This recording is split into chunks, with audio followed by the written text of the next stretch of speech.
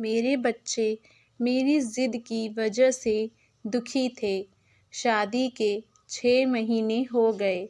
भाग्यवान, अब तो बेटे को माफ़ कर दो, बहू को अपना लो।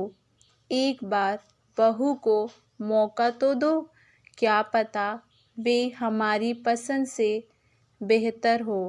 शांतिलाल ने जानकी से कहा, मैंने आपसे पहले भी कहा है, इस विषय पर आप मुझसे बात ही मत कीजिए। बेकार की ज़िद छोड़ो।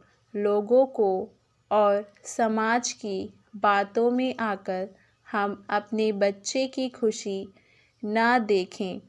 अंकुश, रागिनी बिल्कुल मेड ऑफ ईच अदर लगते हैं। हाँ तो ठीक है, मैं ही बेवकूफ़ हूँ जो सोचती थी निर्मला और मेरी सालों पुरानी दोस्ती अब रिश्तेदारी में बदल जाएगी। अंकुश और वर्षा जब साथ में घर घर खेलते थे, तब से हम दोनों सहेलियों ने एक दूसरे की समधन बन गई थीं। यहाँ बेटा बड़ा हुआ, अपनी ज़िंदगी के फ़ैसले खुद से लेने लगा, तो भाई हम कौन होते हैं। एक ही लड़का था, आँखों के आगे ही रहता तो ठीक था। जहाँ जॉब लगी उसी स्टेट की लड़की शादी करके ले आया।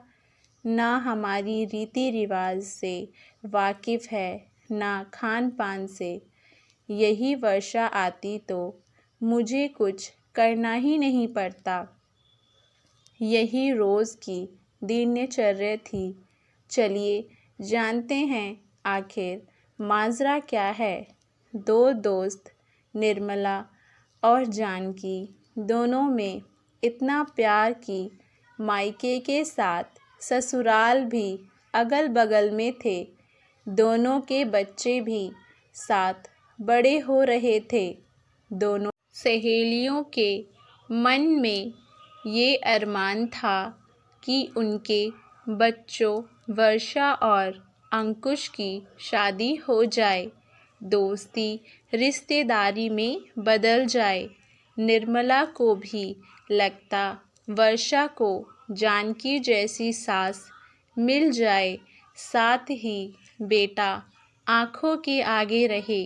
वही जानकी तो वर्षा को बहू मान बैठी थी, लेकिन अगर इंसान को जो चाहे वो हो जाए तो बात ही क्या। अंकुश अपनी जॉब के लिए कोलकाता चला गया और वर्षा अपनी लॉ की पढ़ाई के लिए दिल्ली चली गई। सालों तक कोई कनेक्शन नहीं रहा। एक दिन वर्षा का फ़ोन अंकुश के पास जाता है। हेलो अंकुश, मैं वर्षा बोल रही हूँ। सुना है कल तुम घर जा रहे हो। मुझे तुमसे एक ज़रूरी बात करनी थी। इतना घबराई हुई क्यों हो? आराम से बोलो। हाँ, मैं घर जा रहा हूँ। तेरे लिए कुछ लाऊं क्या? अरे, तेरी मम्मी इस बार हमारी सगाई अनाउंस करने का सोच रही हैं। सच बताओ, मैंने तुझे कभी एक दोस्त से ज़्यादा नहीं माना और मुझे ये भी पता है मैं तेरे टाइप का बिल्कुल नहीं हूँ। अब ये बात अपनी मम्मी को कैसे समझाना है? वे जैसा सोच रही हैं वैसा नहीं हो सकता। वाह, इतने सालों में एक फ़ोन ना हुआ तुमसे और मुसीबत आते ही दोस्त याद आ गया। मैं तो कर लूँगा खुशी खुशी तुमसे शादी, पर तुम्हारे अनिकेत का क्या होगा ये सोचो। वर्षा घबरा गई।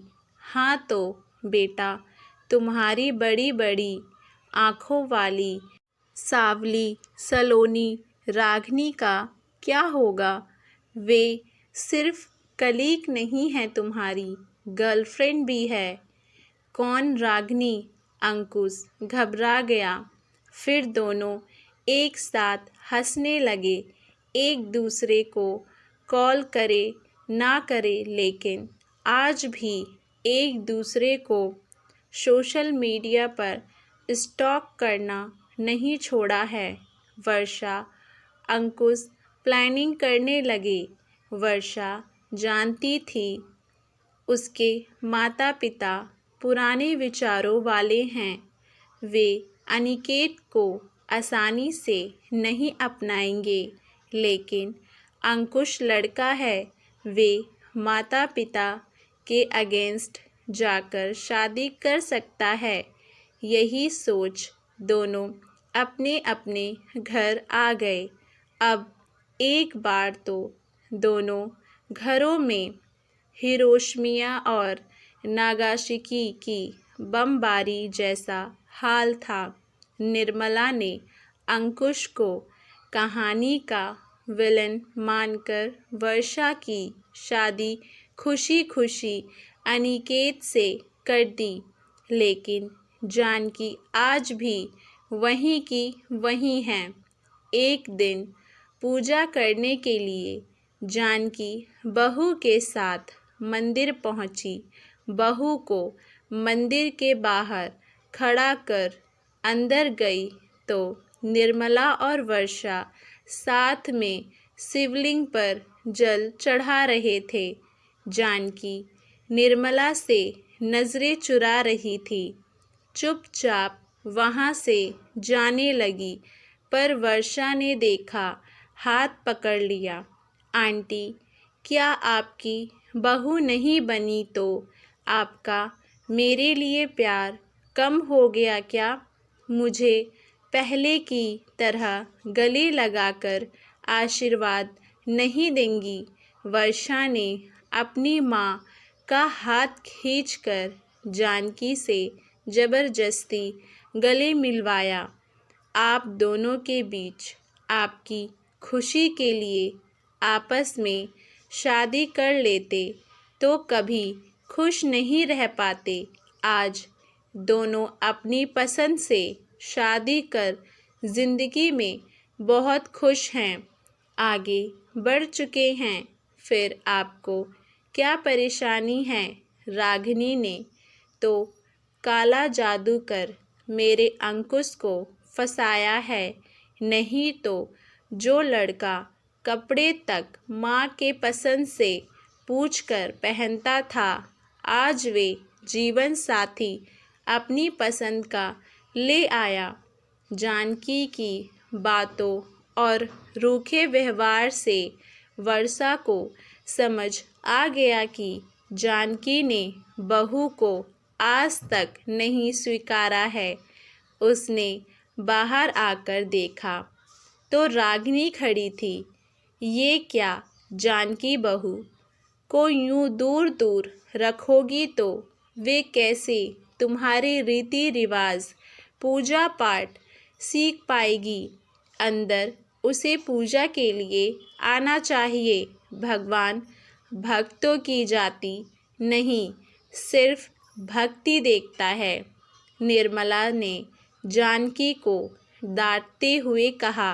रागिनी ने निर्मला के पैर छुए। जुग जुग जियो बहू, सदा सुहागन रहो। रागिनी के आँखों से आंसू झलक आए। वे झलके आंसू बयान कर रहे थे कि बहू को ऐसा आशीर्वाद अब तक अपनी सास से नहीं मिला है। वर्षा बेहद शर्मिंदा थी। वे अनिकेत के साथ अपनी जिंदगी में इतनी मशगूल हो गई थी कि उसने जानने की कोशिश भी नहीं की अंकुश रागिनी खुश है भी या नहीं।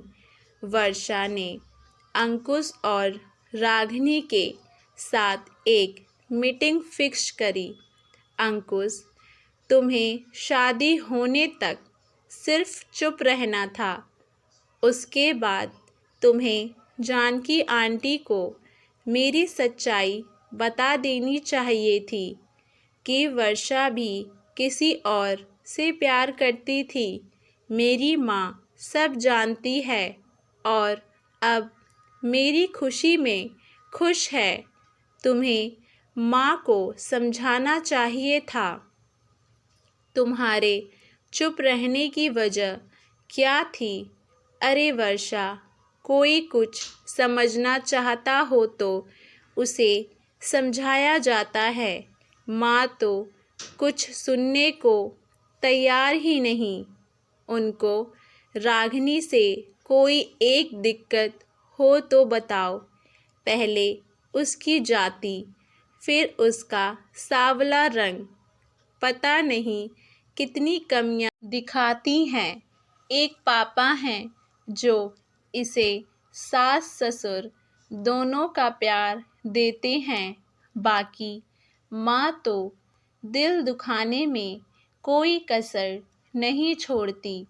मैं कई बार बोल चुका हूँ रागिनी, हम अलग चलकर रहते हैं। सच में रागिनी, इतना कैसे बर्दाश्त करती हो? वर्षा ने रागिनी को देखा तो उसके चेहरे पर एक डर दिखाई दे रहा था। अंकुश ने रागिनी को बाहों में भरकर कहा, इसके माता पिता ने हमारी इंटरकास्ट मैरिज के बाद इससे अपने सारे नाते तोड़ लिए हैं। इसीलिए मेरे घर से अलग होकर रहने की बात से ये घबरा जाती है। मैं एक बार अपने माता पिता को खो चुकी हूँ, अब दोबारा नहीं खो सकती। मम्मी जी प्यार दें या ना दें, सम्मान करें या ना करें, उनकी ये बहू उन्हें छोड़कर कहीं नहीं जाएगी। एक लौता बेटे को उसके माता पिता से दूर करने का पाप मुझसे नहीं होगा।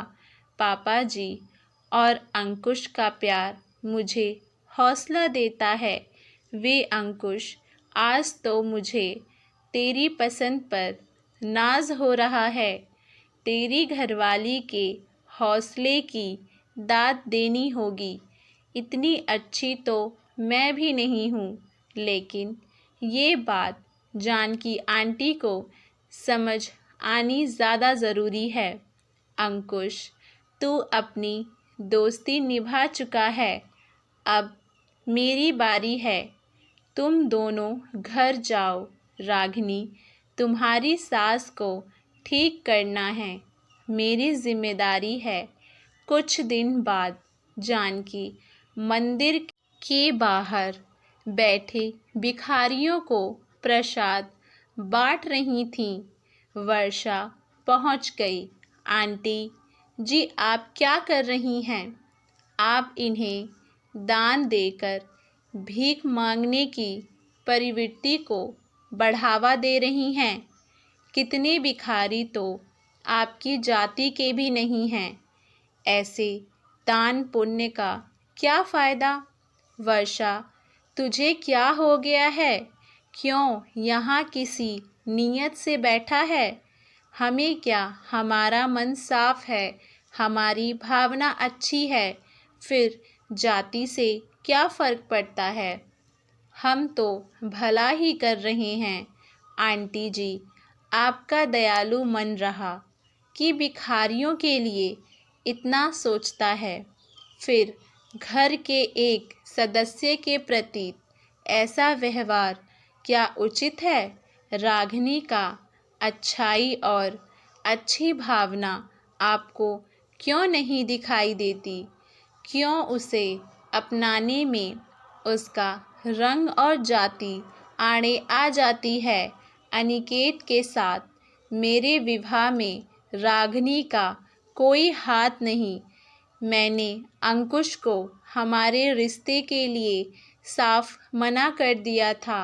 रागिनी अंकुश से प्यार के लिए अपने माता पिता से संबंध खो चुकी है। अब आप उसे अपने प्यार से महरूम रख कितनों का दिल दुखा रही हैं।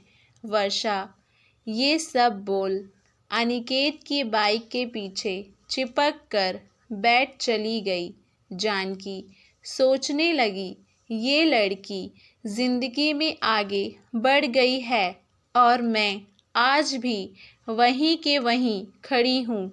क्या फ़ायदा ऐसे दान पुण्य का जो मेरी बहू के प्रति कठोरता को कम नहीं कर पाया। मेरे बच्चे मेरी वजह से दुखी हैं। लालत है मेरी ऐसी जिद पर। जानकी अपनी पूजा की थाली लेकर घर पहुंची। रागिनी को अपने कड़े पहनाए रसोई में ले जाकर चूल्हा पूजन करवाया। मीठा बनाने को कहा और बेसन का हलवा बनाना सिखा रही थीं।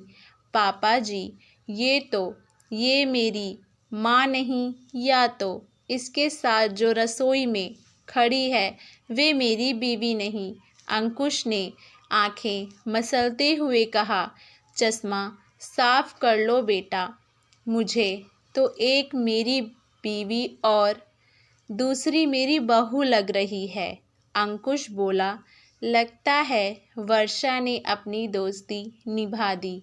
आशा करती हूँ आप सभी लोगों को हमारी ये कहानी पसंद आई होगी। आप लोगों की इस कहानी को लेकर क्या राय है, हमें नीचे कमेंट बॉक्स में अपनी राय ज़रूर बताइए।